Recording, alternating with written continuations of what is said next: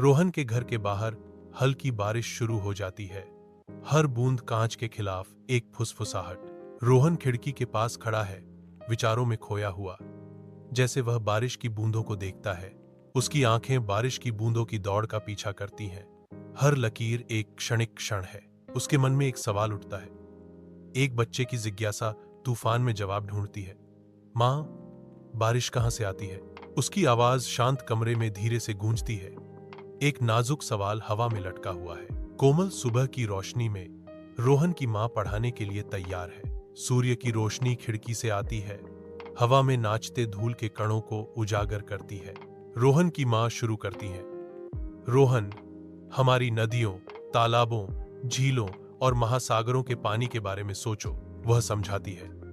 जब सूरज अपनी गर्म रोशनी चमकाता है तो पानी धीरे धीरे वाष्प के रूप में ऊपर उठने लगता है।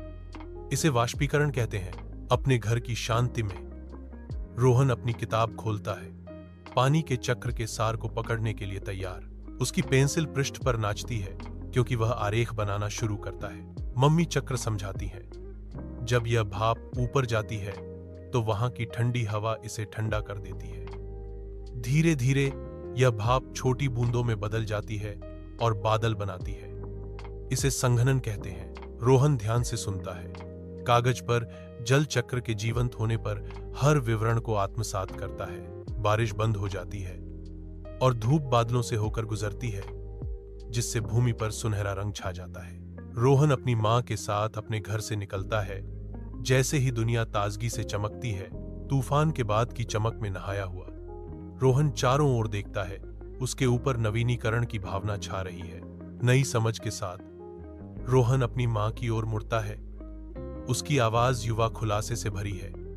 मां, अब मैं समझ गया कि बारिश कैसे होती है और जल चक्र कैसे काम करता है।